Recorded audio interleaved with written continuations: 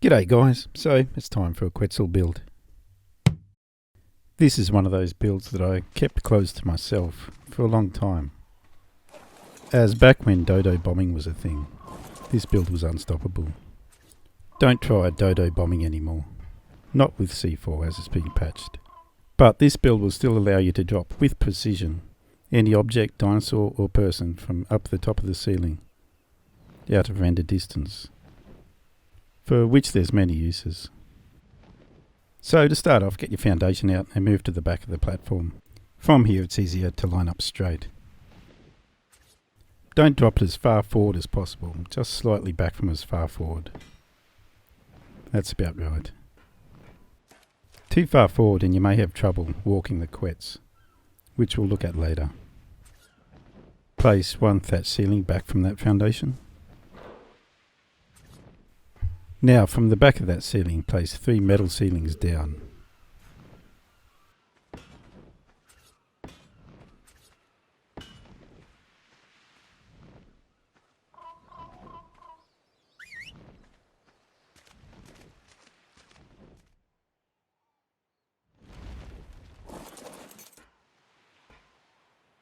So now place a thatch foundation underneath the thatch ceiling and a metal foundation out the back. Then remove all the thatch.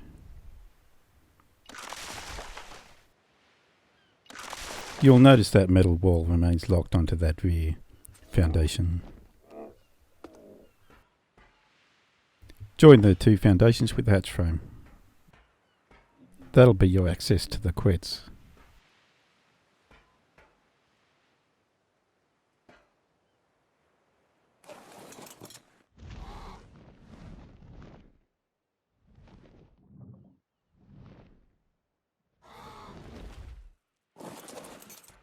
Okay, so take off and let it hover. We're going to now build the bomb bay underneath. How this is built probably won't make a lot of sense to you, but trust me on this one. Now build one thatch wall down, and one out the back and one out the front. And a thatch wall down from the rear ceiling. What we're doing is centering a 1x1 above a 2x2. Which is going to be the large giant hatch frame. Now you'll find a snap point where that front ceiling is in the centre of that giant hatch frame. And when you place it down, it'll demolish and disappear. The giant hatch frame is now being held up by that rear wall there. So now place a metal ceiling forward and 2 out the sides. Now to hold that giant hatch frame up with metal, you need to place 2 walls down. It is a vibrating snap point, so it doesn't actually matter which one it goes on. Just choose whichever one's most aesthetically pleasing to you. I'm going to keep that one there. So I'll have to even up the other side.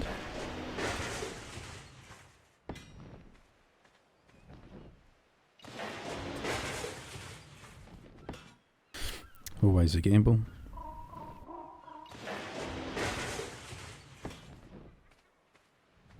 And that's what we want. So now that the hatch frame's got support, we can remove all the thatch.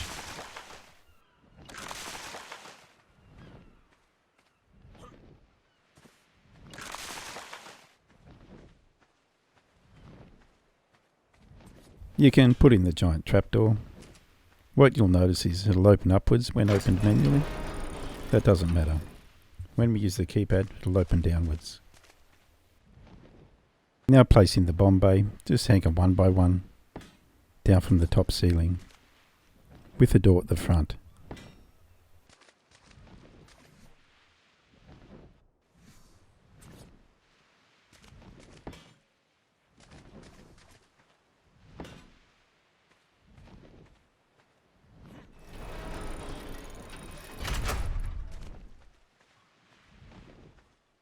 And that's the bomb bay complete.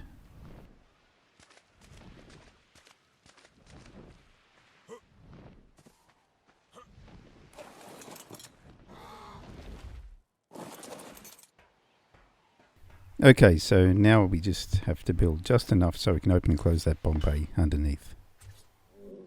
So another hatch frame extending out the back and wall at the back. Now just get a couple of walls along the side and you want 2 ceilings coming forward.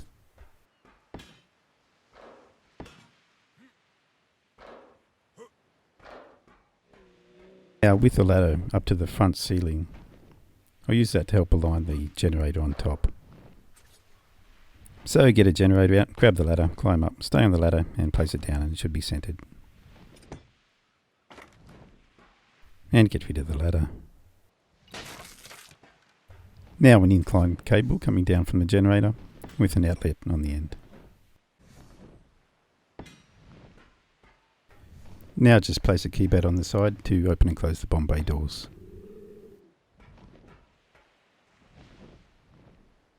Now get back under the Quetz and place 2 thatch walls down from the bomb bay. Now from the middle of those 2 thatch walls, place 2 greenhouse ceilings out the back. And what you've just built is the support needed to place the bomb sight down.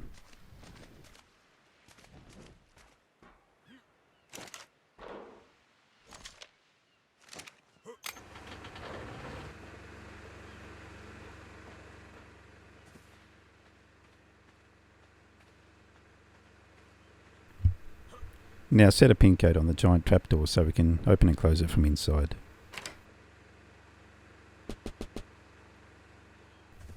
One makes the most sense.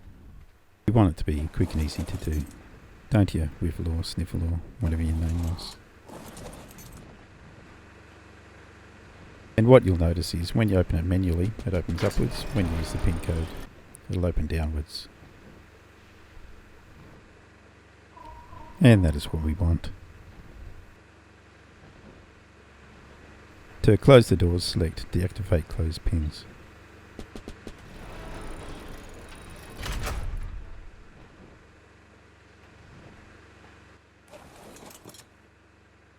Okay, so now to load him up with some dodos and sight him in.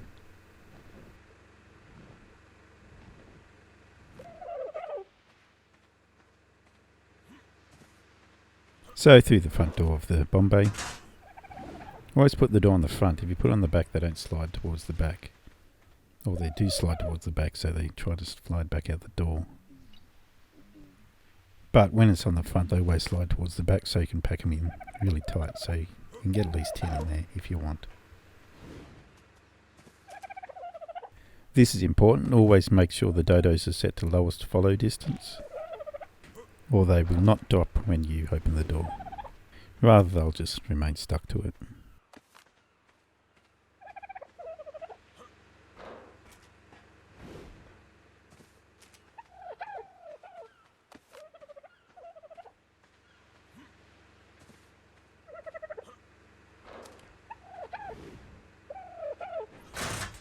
Okay, so there we go, all loaded up and ready to go.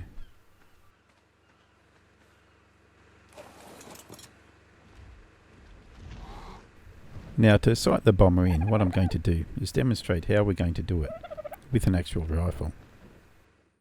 So all I need is a blank target and a rifle that's clamped in position. It has to be immobile, which is what you'd have with a hovering Quetz. Now what I'll do is take 5 shots into that box, trying to make sure the rifle doesn't move.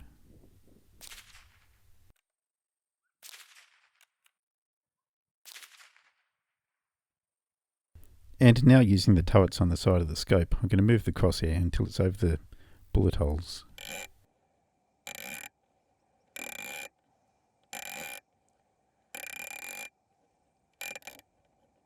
Again, making sure the rifle doesn't move, only the scope crosshair. And now the scope should be lined up with the barrel and hit what we're aiming at.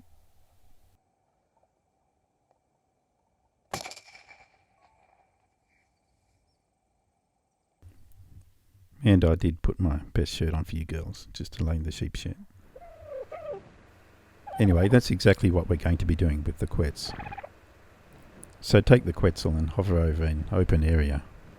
A beach is ideal. You should keep yourself just low enough so objects are in render. Now this is important. Lay a chair just behind the open hatch frame. This is going to fill the same position that the clamp did to the rifle. It's going to keep you in the same position every time.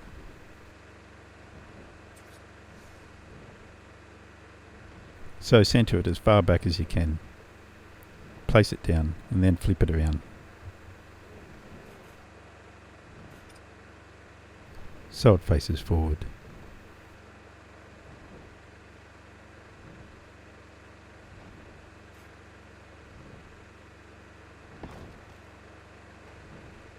Okay, so now jump on the Quetz and whistle follow all. The dodos have to be following something. Or as I mentioned before, they'll stay stuck to the door. Then you can release the dodos.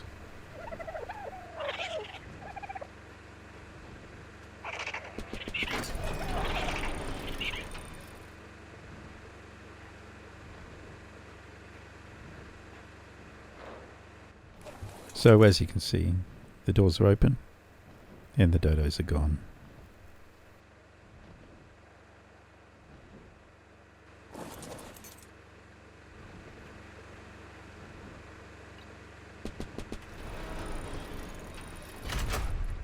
Okay, so now, this is ideally a 3-person operation. You want someone on the ground to lay a torch over where the dodos have fallen. But since I'm by myself, I'll have to parachute down. The Quetzal has to remain in position.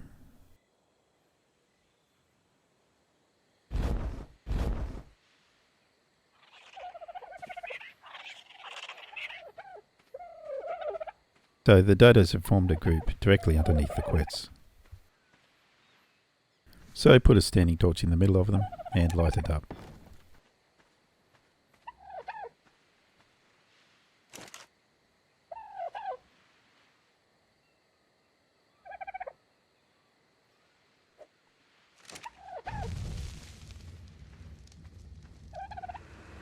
Now back at the Quetz, jump on the chair and look straight down.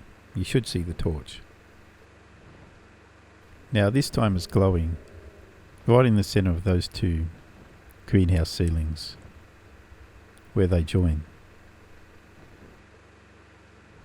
Notice how the Quetzal moves. You have to pick a position where you want your aiming point to be. I use the end of the short point of the tick. So right there.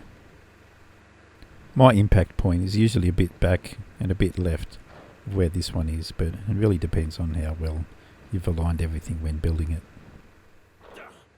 So jump down onto the greenhouse roofs, get a cable intersection out and place it down where that glow point was on the roof. This time it's really easy because it was right on the edge.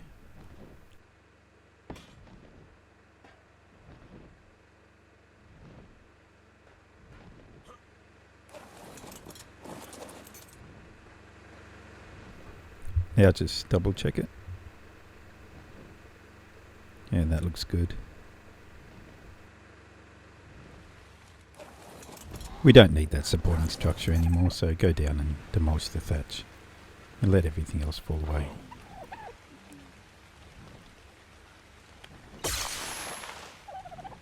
The crosshair will remain floating there. Anyway, I'll load the dodos back in and have one more test drop.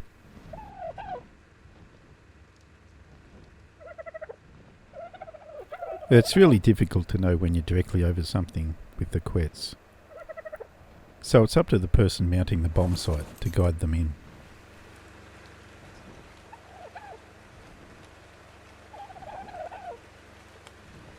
So it's telling me that the dodos are going to fall just this side of that largest rock. They will fall in a spread and then converge on that point.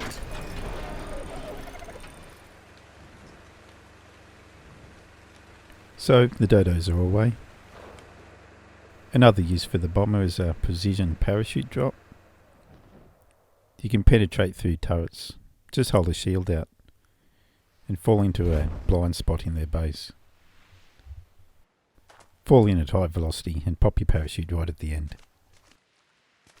And there's all the dodos, right where the site said they'd be. And the Quetz is up there, out of render distance. Okay, so now that the bomb bay and site's fitted, we're just going to fill in the rest. I put a sloped roof at the front, that saves one piece, but you can make it square. It'll be a little bit less annoying. You have to duck under that when you jump off. Just fill in the walls and the ceiling.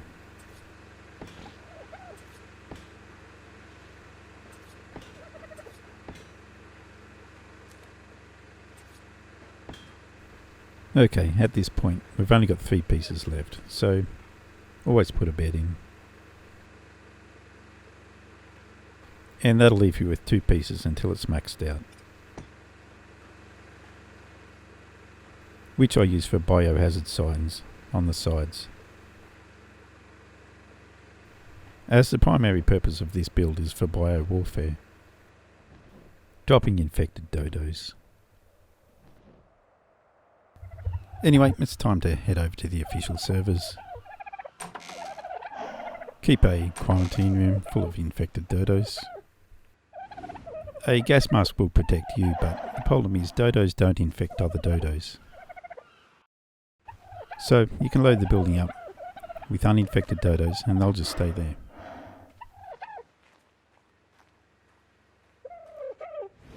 So what I do is keep a separate account, so Typhoid Amanda here, just to spread the infection to the other dodos.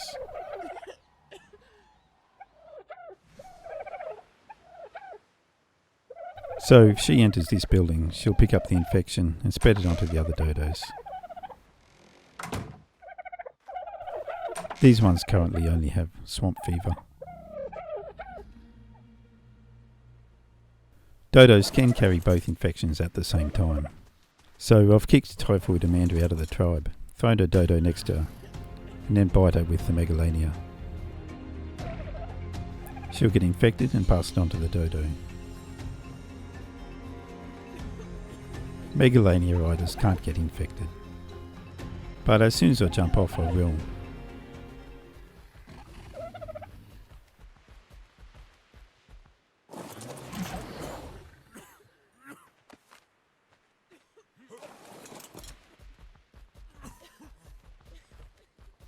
I can't get reinfected if I'm riding this, so I won't die, although it will drop my health quite a lot.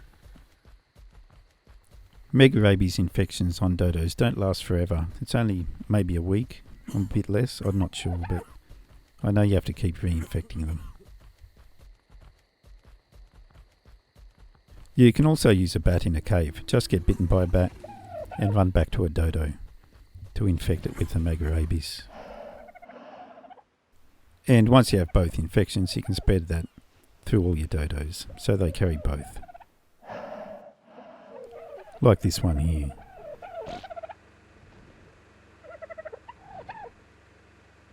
So here I'm going to do a biological warfare bombing run. Some noobs have started building up on the beach across from us. And they've left a light on, so it makes it a little bit easier, but I can't see much. I'm being guided in by the person at the bomb site.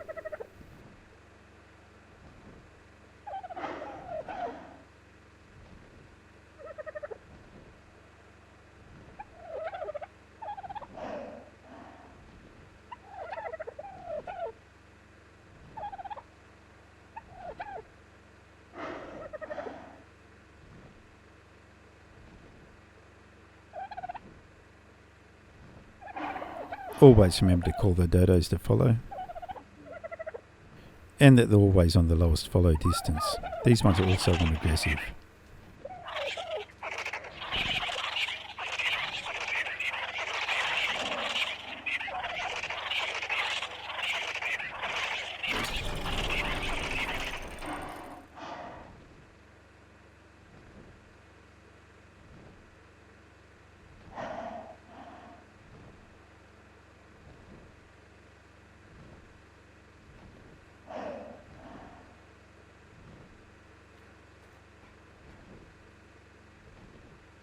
So their trike was on neutral, which doesn't matter, usually they'd be cut down by turrets anyway.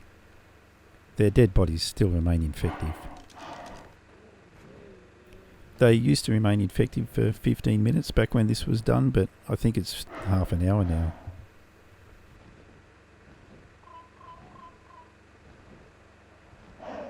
As the dead bodies sit around a lot longer.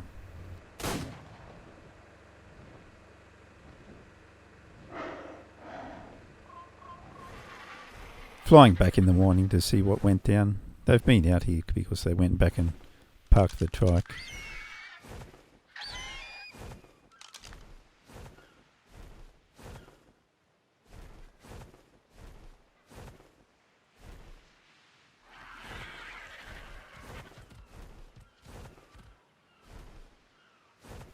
And there's still some dodos up this end.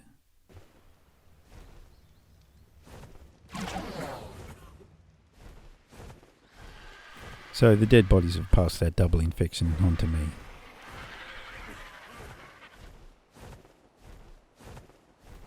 And flying back over there later on, just to find them.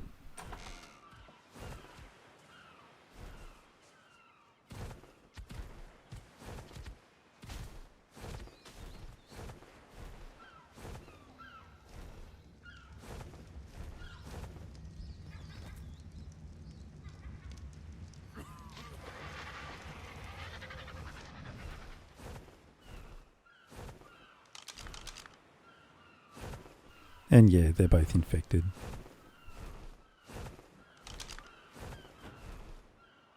I do prefer this build for the infected dodos because it tends to spread them out a bit on the ground, rather than have them just fall in one big clump. They will fall and attack anything they find, or converge where the crosshair is, if they don't. But normally they're just killed by turrets anyway. This is another build. It has 2 bomb bays either side of the bomb site, with demolishable thatch floors. Anyway, before we finish up, I'll show you what happens if you can't walk the Quetzal after you built it.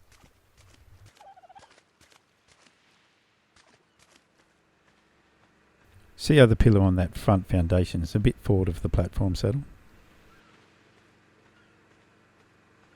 And this one's just touching it. This one's a bit too far forward and it impedes you trying to walk. It flies fine, but it's just walking that has trouble.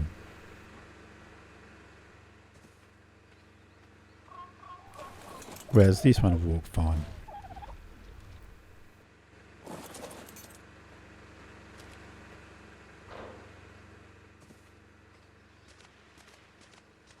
So just remember to get that front pillar on that front foundation back touching the platform.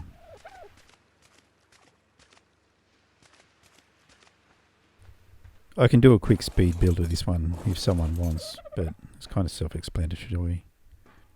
The only thing is the walls are recessed back into the bomb bay, so you can demolish that thatch ceiling without opening the door and exposing yourself to infection. This build was more useful back when you could dodo bomb, as it drops 2 big clumps of dodos, strapped with C4 which will wipe anything out. It doesn't spread them like the bomb bay made with the giant hatch frame. The bomb site's built the same on all these builds. But the demolishable floors let you target, say, turtles onto specific turrets with accuracy, or lets you dump a load of Trudons on someone trying to tame something. I'm sure you can use your imagination. And don't forget the high velocity parachute insertions. Just carry a shield and punch through turrets into blind spots of their bases. Anyway guys, that's it for the precision bomber build. Now just a quick heads up, in the next video or the next one after that I'm going to run a giveaway, but it's only going to be open to those people with notifications on. It's only going to be open to those first group of people coming in. It's an awesome prize, so if you want to be in it, make sure you hit the notification bell next to the subscription link down below.